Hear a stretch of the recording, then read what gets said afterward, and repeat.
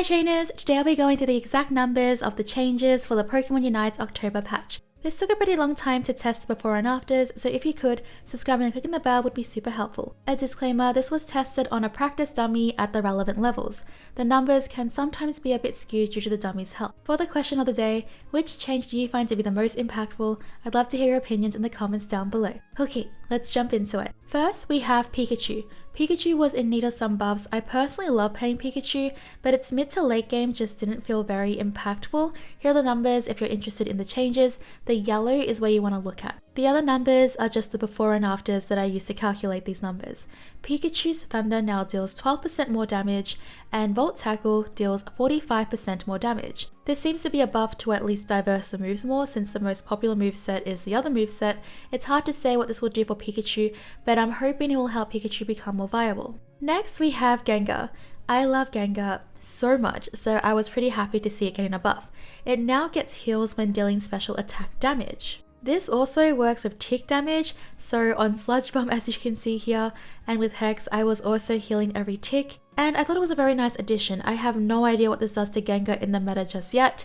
I will let you know as soon as I find out. I want to talk about this in a separate video as someone who mains Gengar, but since I haven't actually played Gengar with this buff, I can't say right now what it will do in terms of viability. Next we have Slowbro.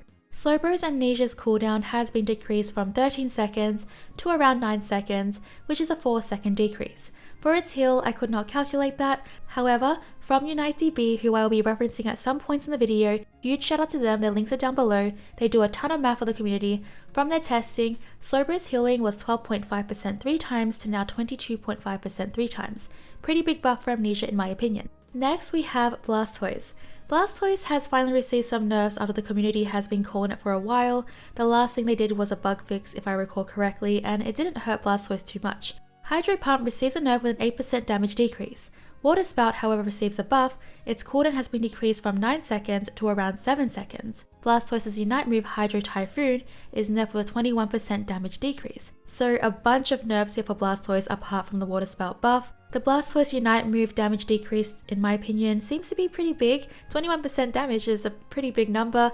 However, Hydro Pump, I will have to see what this does in the meta. No idea, but I think Blastoise should still work well in the meta because of just how useful its abilities are. But again, we'll have to see how it develops. Next we have Venusaur. Now Venusaur has been pretty much wreaking havoc everywhere and it's been pretty nuts. It was a bit difficult for me to calculate some of these because it wasn't as straightforward. Giga Drain receives a nerf with an 8% decrease in its heal, and when it was upgraded, it was an 11% decrease in its heal.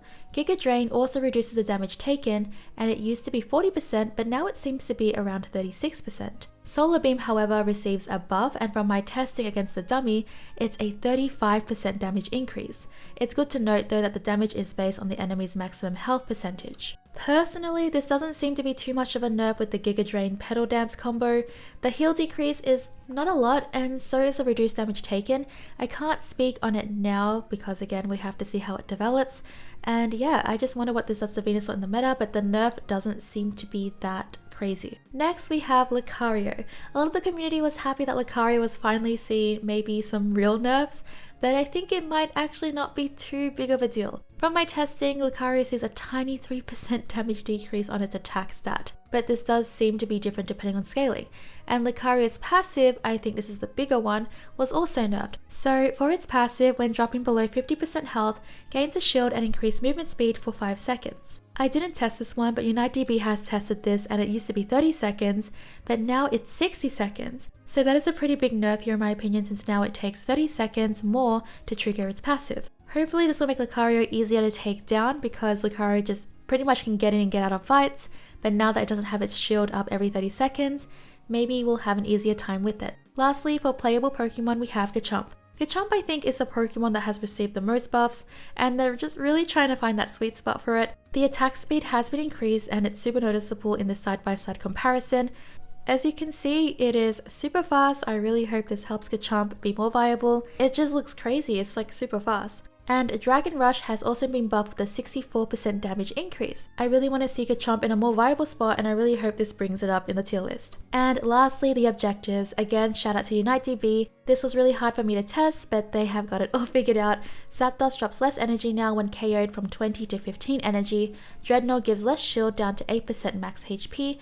Drednaw also gives less XP now from 880 to 660. Rotom now hacks the enemy goal zones for longer from 15 seconds to 25 seconds. Rotom's movement speed, attack, and HP gained a significant boost when heading for a goal. I can't say what this does to the meta yet, I will be looking into it, but for now, these are the stats for the objectives. I'll have a video updating on the meta when I know for sure how it's going to develop. That's all for today's video. Which change do you find to be the most impactful? Let me know in the comments down below. Thank you so much for watching, trainers. Bye!